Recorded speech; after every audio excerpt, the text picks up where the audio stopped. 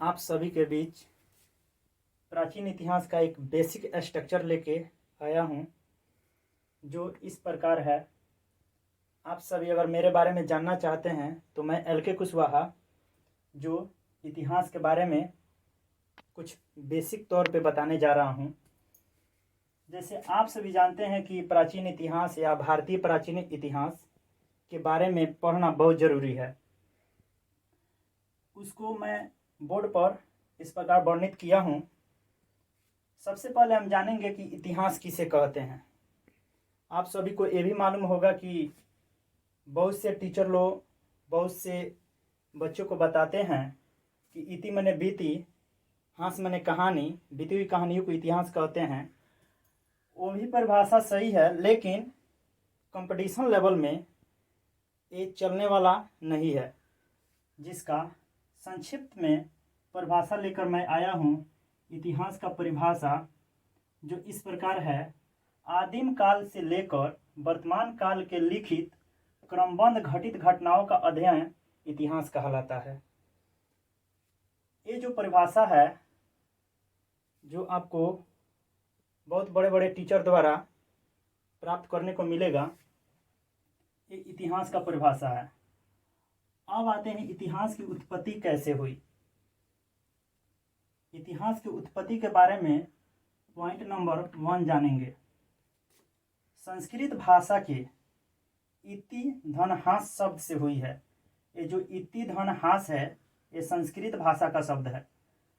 जैसे अभी मैंने बताया कि इति मने बीती, हास मने कहानी, बीती हुई कहानियों को इतिहास कहते हैं।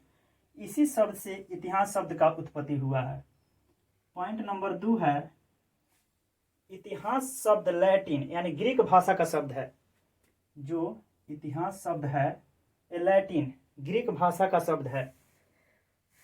पॉइंट नंबर 3 है, इतिहास शब्द का उपयोग यूनानी इतिहासकार हेरोडोटस ने किया था। इतिहास शब्द का उपयोग यूनानी इतिहासकार हेरोडोटस ने किया था। ये हेरोडोटस जो था वो कहाँ का रहने वाला था? यूनान का। उसके बाद आते हैं हेरोडोटस का जन्म या मृत्यु।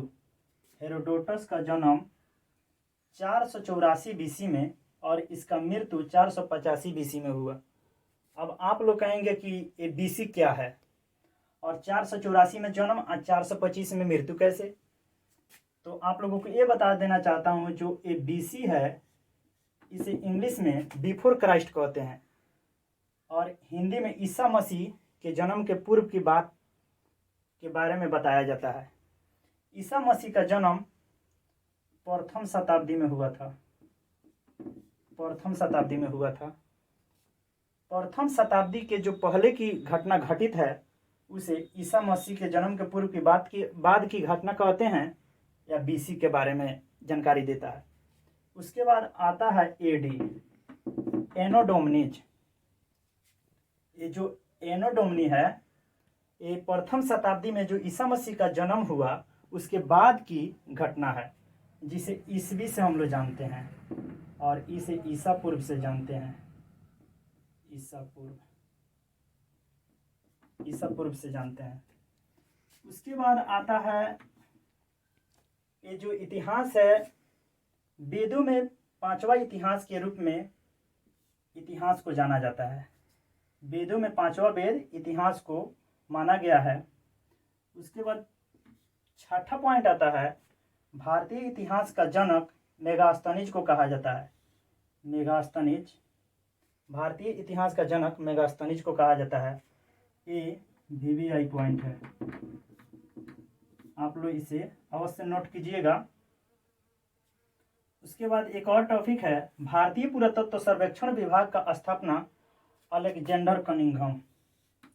अलेक्जेंडर कनिंघम ने 1861 ईस्वी में किया था, जो कलकत्ता में स्थित है।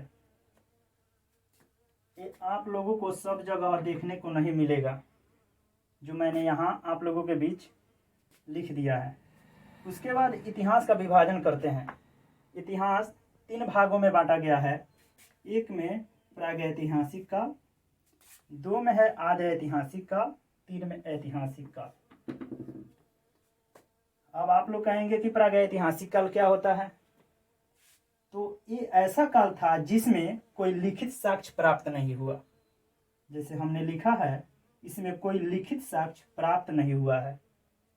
यानी उस समय जो प्रागैतिहासिक काल के लोग थे, उस समय कैसे क्या करना है, कैसे रहना है, कैसे खाना है, क्या करना है, कुछ ढंग की व्यवस्था नहीं थी, कुछ चीज़ का ज्ञान नहीं था। उसके बाद आता है आदि ऐतिहासिक काल। इस काल में लिखित साक्ष्य उपलब्ध है, लेकिन इसे पढ़ा नहीं जा सका है। आदि ऐतिहासिक काल के लोग थे ना, उस समय कुछ लिखित साक्ष्य प्राप्त हुए हैं, लेकिन उसे पढ़ने योग्य नहीं माना गया है, कोई पढ़ ही नहीं पाया है। उसके बाद आता है ऐतिहासिक काल। इसमें लिखित साक्ष्य भी प्राप्त है और इसे आसानी से पढ़ा भी गया है। आप लोगों के बीच ये परिभाषा मैंने लिख दिया है, आप लोग नोट कर लेंगे। रही बात प्रागैतिहासिक काल, आदि ऐतिहासिक काल, ऐतिहासिक काल की समय निर्धारण, तो उसको मैंने सोचा कि अगले वीडियो में वर्णित कर दूंगा। इस काल का निर्धारण आगे वीडियो में आप लोग को जरूर दिया जाएगा। उसके बाद आप लोग नोट में लिखेंगे, इतिहास का पिता हेरोडोटस को माना जाता है या कहा जाता है। इतिहास का पिता हेरोडोटस को कहा जाता है या माना जाता है, ये वीवीआई पॉइंट है।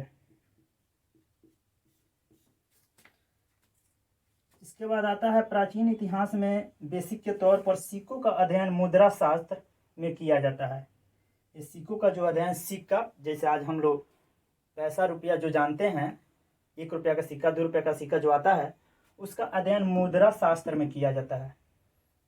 तो दोस्तों, आप लोगों के बीच मैंने जो कुछ भी बताया, आप अपने नोटबुक में ज़रूर लिख लेंगे और इसे बार बार रिवीजन करते रहेंगे ताकि ये भूल ना पाए।